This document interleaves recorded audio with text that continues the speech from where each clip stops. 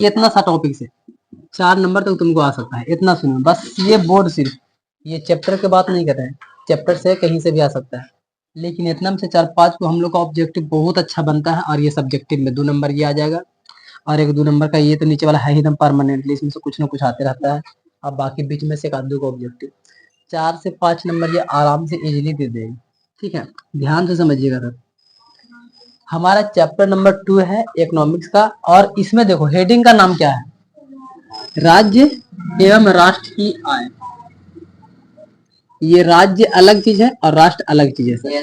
राष्ट्र माने देश के बात कर रहा है, और ये राज्य माने हमारा बिहार और वो भारत। ठीक है ना, ये बिहार के बात कर रहा है, भारत के बात कर रहा है, क्योंकि हम लोग भारत में रहते हैं तो हम लोग भारत और बिहार के बारे में ही बात करेंगे, क्योंकि हम लोग बिहार में भी हैं। भारत के बिहार में तो पहले बिहार का जिक्र फिर भारत का जिक्र करेंगे। ठीक है, इसीलिए यहाँ पर हमारा टॉपिक्स पहले ही बना दिया कि राज्य पहले और उसके बाद फिर राष्ट्र लाया। अब इसमें बात आया सर आय के, तीनों को तो समझ लेना है, राष्ट्र मैंने समझ ले रहा है, ये भी समझ ले रहा है, लेकिन जैसा ही आय समझेंगे तो यहाँ से इसका जवाब मिलेगा राष्ट्र के आय, राज्य के आय। ये दोनों अलग अलग चीजें हैं। ठीक है ना, कि राज्य का आय से आप क्या समझते हैं, ऐसा डिफिनेशन पूछा जा सकता है, या बिहार के आय से आप क्या समझते हैं, या राष्ट्र के आय से क्या समझते हैं, या राष्ट्र का आय क्या होता है। तो जब आय की बात करेगा तो हमको पहले आय का डिफिनेशन पता होना चाहिए कि ये आय क्या होता है, जिसको हम लोग बोलते हैं इनकम। इनकम माने कमाई, कमाई एकदम ठेठ भाषा में समझो भाई रे। जो भी कुछ हम लोग कमाते हैं, चाहे तो शरीर से खट के कमाए, दिमाग दौड़ा दौड़ा के कमाए, चाहे जैसे कमाए, बैठले बैठले कमाए, कमाई होना चाहिए, तो उसको बोलते हैं आय। बात खत्म। अगर हम काम कर रहे हैं तो काम के बदले में कुछ मिला, मजदूरी वेज, उसी को बोले वेज, वेज है ना, हाँ शायद वेज है कुछ था, मजदूरी, और मजदूरी को ही हम लोग कमाई बोलते हैं, जो मजदूरी के बदले हमको मिलता है। मजदूरी खटे और हमको उसके बदले में कुछ मिला, कभी कभी तो अनाज भी मिलता है, कभी पैसा भी मिलता है, तो ये चीजें होता है, इसी को हम लोग आय समझते हैं। ठीक है, ध्यान से समझिएगा। इन सब के लिए अलग सा टॉपिक बनाया गया है और इन सभी पर हम चर्चा भी करेंगे, लेकिन उसको चर्चा करने से पहले हमको आय के बारे में पहले बढ़िया से चर्चा कर लेते हैं, उसके बाद इसको और इसको बारे में भी चर्चा करेंगे, टॉपिक वाइज धीरे धीरे करके आते जाएगा। ठीक, तो इनकम अगर डिफिनेशन से लिखना होगा तो कैसे लिखेंगे, नहीं याद रहेगा तो मेरा लाइन लिख देना, कोई दिक्कत नहीं है, लेकिन थोड़ा बहुत पढ़ ले रहेंगे तो थोड़ा बहुत किताब वाला भी यूज होना चाहिए, ताकि लगे प्रोफेशनल देखने में। जब कोई व्यक्ति किसी प्रकार का शारीरिक अथवा मानसिक कार्य करता है और उसे कार्यों के बदले में जो पारिश्रमिक मिलता है, जो मजदूरी मिलता है, जो मेहनत किया है उसके बदले में जो मिलता है, वही हमारा आय होता है। उसी को हम आप काम किए, हो सकता है कि आप दिहाड़ी पर काम करने गए हो तो 300 मिलेगा, हो सकता है कि आप बदली में काम करने गए हो तो वो आपका काम कर देगा, या हो सकता है कि आप कहेंगे कि हमको 10 किलो चावल दे दीजिएगा, हम कर देंगे काम। तो जो हम लोग धान रोपाई वगैरह करते हैं तो उसमें चावल वगैरह मिल जाता है, कोई लोग पैसा दे देता है, तो आपको कुछ भी मिल सकता है उसके बदले में, ये आप जानेंगे। ठीक है, तो आय मतलब जो भी आपको काम के बदले कुछ मिला वो आपका आय होता है, चाहे 2 रुपया मिले चाहे 2 किलो चावल मिले, ये आपका ऊपर डिपेंड करता है। ठीक है,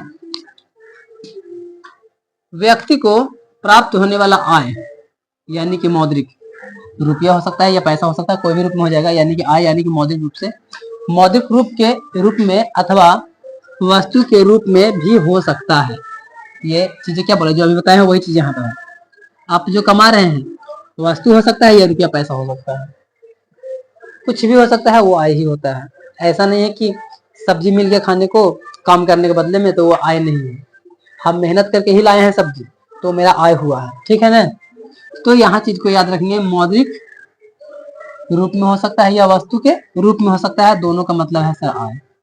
बस आय आया कहाँ से सर, मेहनत करने से, मेहनत करके जो हम उसको मेहनत मजदूरी करके काम उसका बना दिया है ना, तो उसके बदले में हमको दे दिया, बस वही मेरा हो गया, चाहे जो दे दे।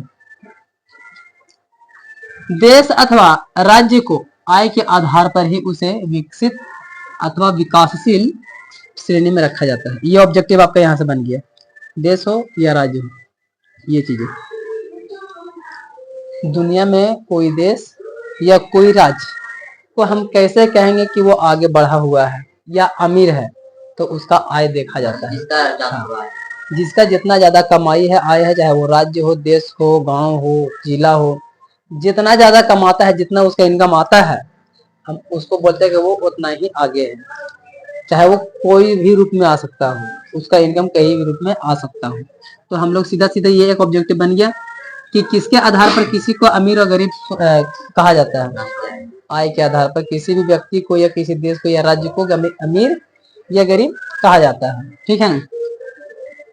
भारत के राज्यों में गोवा, दिल्ली, हरियाणा आय के आधार पर ही समृद्ध माना जाता है। यहाँ से भी एक ऑब्जेक्टिव और आया कि हमारा भारत में कौन सा राज्य सबसे आगे है। गोवा, दिल्ली और हरियाणा ये सब पैसा के मामले में आगे है। अपना देश में अपना राज्य, तो ये सारा चीजें है आय के आधार पर बहुत ही अच्छा है, समृद्ध इन लोगों के पास पैसा कौड़ी है सर, जितना होना चाहिए है सब चीज। अब अगर वही दूसरी ओर देखा जाए सर, तो बिहार, उड़ीसा और मध्य प्रदेश ये सबसे निचला श्रेणी में आता है। देखो यार, बिहार पहले ये नाम ले लेता है पूरा कचरा हो जाता है बिहार का यार नाम है सुन के। ये सब निचला श्रेणी में आता है, गरीबी में, गरीब हालत है इन लोग का। ठीक है, तो यहाँ पर हमारा ऑब्जेक्टिव यहीं से बन गया, और इसको हम बीमारू वाला राज्य में ही पढ़ लिए थे, तो बीमारू वाला राज्य में आ गया था, तो बीमारू में हो गया, तो वो यहीं पर आ गया है। मतलब बीमारू में जो भी नाम आया था वो यहाँ पर हम रख सकते हैं। ठीक है, तो अगर बोलेगा कि कौन आ गया भाई रे, ये नाम, कौन पीछे है, तो ये नाम, दोनों में कोई भी ऑब्जेक्टिव एग्जाम में पूछा जा सकता है। ठीक है, अब अगर विश्व के हिसाब से देखा जाए, ये तो अपने देश के हिसाब से देखें कि देश में कौन आगे है कौन पीछे है, पूरा दुनिया के हिसाब से देखा जाए कि कौन सा देश आगे कौन सा देश पीछे, तो अमेरिका और जापान का नाम आगे आता है, और हमारा भारत पीछे नाम आता है। लेकिन कुछ सालों से ऐसा देखा जा रहा है कि भारत अब बढ़ने लगा है, आगे बढ़ने लगा है, तो अब धीरे धीरे विकास की ओर ध्यान जा रहा है। तो भारत को भी अब विकास के एरिया में गिनती करना शुरू हो गया है।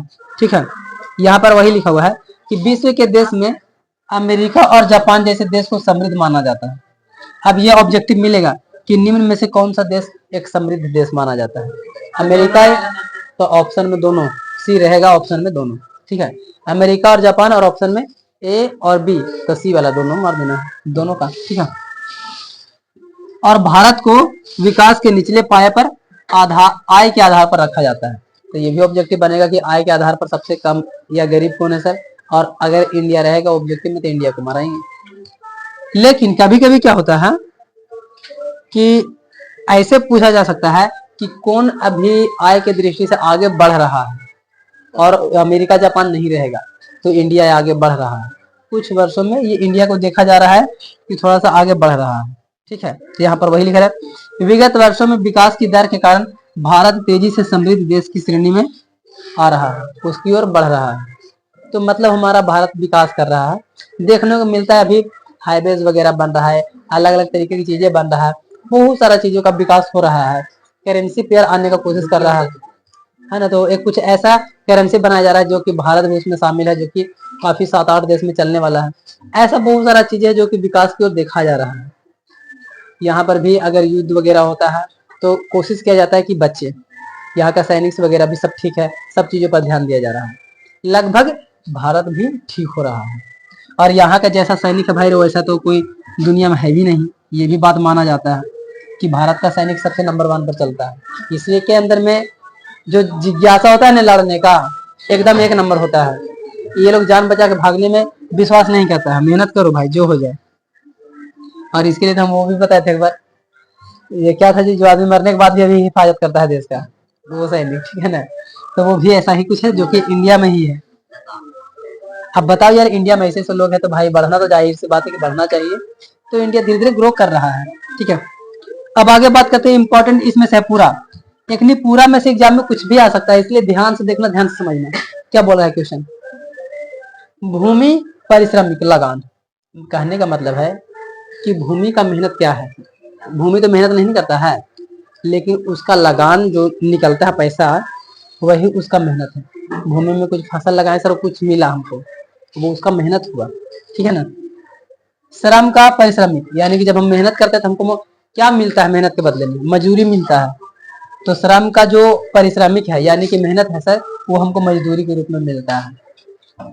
पूंजी का पारिश्रमिक सर, कोई पैसा है सर, और पैसा तो मेहनत करता नहीं है, लेकिन पैसा से पैसा तो बनता है, किसी को ब्याज के ऊपर दे देते हैं, पैसा से पैसा और आ गया, इंटरेस्ट बढ़ गया, तो पैसा का जो पारिश्रमिक है वो हो गया मेरा ब्याज, क्योंकि ब्याज हमको मिलता है, पैसा के बदले में ब्याज मिलता है। ठीक है, ये भी चीज को समझ लेना है। और आगे व्यवस्थापक का पारिश्रमिक होता है वेतन। कोई भी अगर व्यवस्था करता है कोई चीज का तो वेतन उसको पैसा मिलता है, सैलरी मिलता है, तो सैलरी के रूप में उसका हो गया पारिश्रमिक। ठीक है। और अगर कोई उद्यमी होता है, उद्यमी साहस जो हम लोग जानते हैं सर, बिजनेस करने वाला बड़ा बड़ा लोग, उसका जो श्रमिक होता है वो लाभ या हानि हो सकता है, क्योंकि व्यापार में कभी भी फायदा होता है तो कभी भी नुकसान होता है। ये उसका अपना चीज चलता है, तो उसको हम खाली लाभ बोलेंगे तो सही नहीं रहेगा, इसलिए लाभ और हानि दोनों बोलेंगे, कभी नुकसान भी हो सकता है। उद्यमी लोगों का ये लाइफ में ऐसे चलता है। इसी के आधार पर मतलब उसके आय को हम लोग प्रकट करते हैं कि उसका आय या कमाई क्या है। ठीक है, तो उसका आय को प्रकट करना मतलब कैसे सर, ऐसे पूछ सकता है एग्जाम में कि हम लोग का, जैसे ये मान लेते हैं किसी को भी कि पूंजी का निम्न में से पारिश्रमिक कौन है, ऑब्जेक्टिव ऐसे मिलेगा, पूंजी का निम्न में से पारिश्रमिक कौन है, ब्याज, क्योंकि पूंजी कुछ करता नहीं है लेकिन ब्याज हमको बना के दे सकता है पैसा से पैसा, तो वो उसका मेहनत हो गया। और भूमि का पारिश्रमिक, तो भूमि तो कुछ करता नहीं है लेकिन उससे जो फसल मिलता है सर लगान, उस पर लगान जो लगाया जाता है वो हम लोग को फायदा मिला। ऐसे अगर कोई मजदूरी करता है, मेहनत करते हैं ना हम लोग, खटते हैं, श्रम करते हैं, मेहनत करते हैं, श्रम करते हैं, तो श्रम का पारिश्रमिक मजदूरी हम लोग को मिलता है, क्योंकि हम लोग मेहनत करने वाला आदमी है, मजदूरी करने वाले हैं तो मजदूरी मिलता है, क्योंकि हम लोग के पास कोई प्रोफेशनल नहीं है या कामकाज नहीं है कि ऑफिस में बैठ के करते हैं, तो उसके लिए वेतन मिलता है। आपको ये कॉन्सेप्ट को समझना पड़ेगा कि कितनी क्या मिलेगा, तो एक दो बार पढ़ लेंगे तो दिमाग में चला जाएगा। ठीक है, ये काफी इंपॉर्टेंट चीज है, ऑब्जेक्टिव देखने को मिलता ही मिलता है, ये आपका डिफिनेशन से 2 नंबर में मिलेगा ही मिलेगा। अब बाकी बीच में से कोई भी एक आध ऑब्जेक्टिव आ सकता है, ऑलमोस्ट इतना में से 5 नंबर में से एक आध 2 नंबर तो आना चाहिए।